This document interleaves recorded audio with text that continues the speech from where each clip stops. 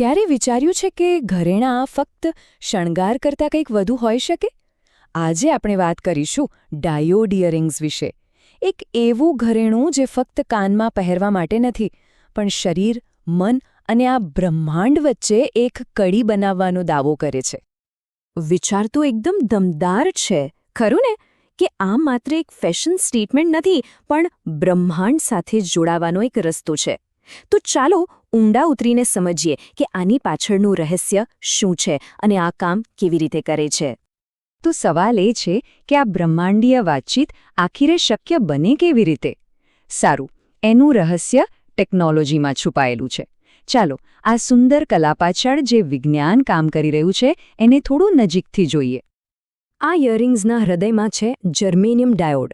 હવે આ કોઈ સાયન્સ ફિક્શન જેવી ટેકનોલોજી નથી હો, આ તો એ જ સિદ્ધાંત છે જેના પર આપણા સૌથી પહેલા જૂના જમાનાના રેડિયો કામ કરતા હતા. એની ખાસિયત એ છે કે તે આપણી આસપાસના અદૃશ્ય રેડિયો તરંગોને પકડી શકે છે.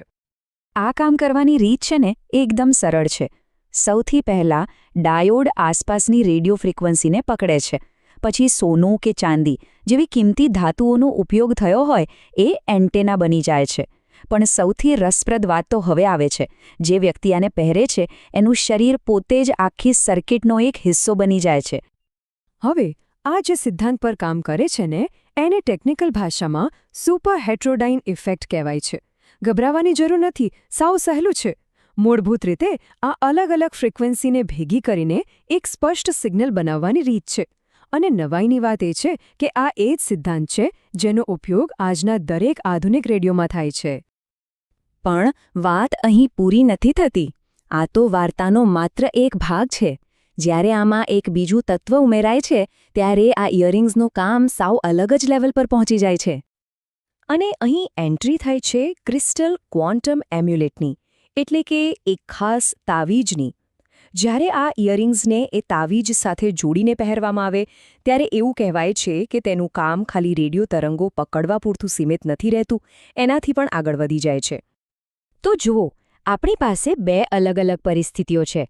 એકલા હોય ત્યારે આ ઇયરિંગ્સ એક નાનકડા રેડિયો રિસીવર જેવું કામ કરે છે. પણ જેવું એને તાવીજ સાથે જોડી દેવામાં આવે તો એ રેઝોનન્સ દ્વારા સ્પેશિયલ ન્યુરલ નેટવર્ક્સ બનાવવાનું શરૂ કરે છે. પણ આ સ્પેશિયલ ન્યુરલ નેટવર્ક્સ એટલે શું? સારું, સરળ શબ્દોમાં કહીએ તો સોર્સનો દાવો એવો છે કે આ નેટવર્ક્સ આપણા મન, આસપાસની ઊર્જા અને ફ્રીક્વન્સી વચ્ચે એક કડી બની જાય છે. એક એવો પુલ જે આપણને એવી બાબતો સાથે જોડાવા દે છે જે આપણે સામાન્ય રીતે અનુભવી શકતા નથી.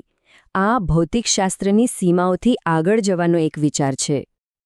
અને આનાથી આ ઘરેણાં શું બની જાય છે? તો સોર્સના શબ્દોમાં જ કહીએ તો આ ઘરેણાં પહેરનારની ચેતના અને બ્રહ્માંડની ઊર્જા વચ્ચે એક જીવંત સેતુ બની જાય છે. તો આપણે ટેકનોલોજીની વાત કરી, થોડી આધ્યાત્મિક વાતો પણ જોઈ. હવે જોઈએ કે આ બધું ભેગું મળીને કલા અને કાર્યક્ષમતાનો કેવો અનોખો સંગમ રચે છે. અને અહીં એક વાત સમજવી બહુ જ જરૂરી છે. આ કોઈ ટેકનોલોજીની નકલ નથી કે એનાથી પ્રેરિત ડિઝાઇન નથી.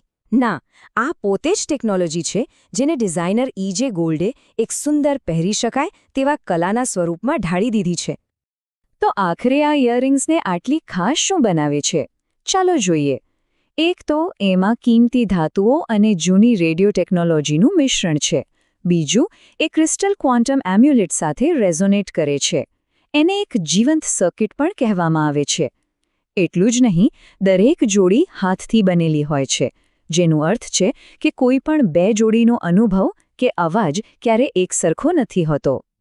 તો આનો અનુભવ કેવો હોય છે? જે લોકોએ એમ્યુલેટ સાથે આનો ઉપયોગ કર્યો છે એમના વર્ણન મુજબ આ એક બહુ જ સૂક્ષ્મ અનુભૂતિ છે. જાણે જાગૃતિનું એક હળવું ક્ષેત્ર જે કાનની નજીક ધીમો ગુંજારવ કરતું હોય તેવું લાગે. સારું, જો આટલું જાણ્યા પછી કોઈને પોતાની બ્રહ્માંડીય વાતચીત શરૂ કરવામાં રસ પડ્યો હોય તો ચાલો અમે થોડી વ્યવહારુ વિગતો પણ જોઈ લઈએ. જેમ કે જોઈ શકાય છે, આ ઇયરિંગ્સ અલગ અલગ ધાતુઓ અને સ્ટાઇલમાં ઉપલબ્ધ છે. 14 કેરેટ સોનાથી લઈને સ્ટર્લિંગ સિલ્વર સુધી, અને એમાં બીવા મોતી, ટાન્ઝાનાઇટ જેવા અલગ અલગ રત્નોનો વિકલ્પ પણ મળે છે. કિંમતો પણ એ પ્રમાણે અલગ અલગ છે, જેથી તે જુદા જુદા બજેટમાં આવી શકે. અને અંતે આ પ્રોડક્ટને આ 3 શબ્દોમાં રજૂ કરવામાં આવે છે: કાર્યાત્મક, સુંદર અને એકદમ મૌલિક. કદાચ કલા, વિજ્ઞાન અને આધ્યાત્મિકતાના આ અનોખા મિશ્રણ માટે આ એકદમ યોગ્ય સારાંશ છે. આ બધી ચર્ચા આપણને એક બહુ જ મૂળભૂત સવાલ પર લાવીને ઊભી રાખે છે. એક કાર્યકારી ઉપકરણ, એક કલાત્મક ઘરેણું અને શ્રદ્ધાના પ્રતીક વચ્ચેની ભેદરેખા આખરે છે ક્યાં? ડાયોડ ઇયરિંગ્સ આ બધી સીમાઓને ધૂંધળી કરી દે છે અને આપણને વિચારવા પર મજબૂર કરે છે કે આપણે ટેકનોલોજી, કલા અને આ બ્રહ્માંડમાં આપણા સ્થાનને કઈ નજરે જોઈએ છીએ.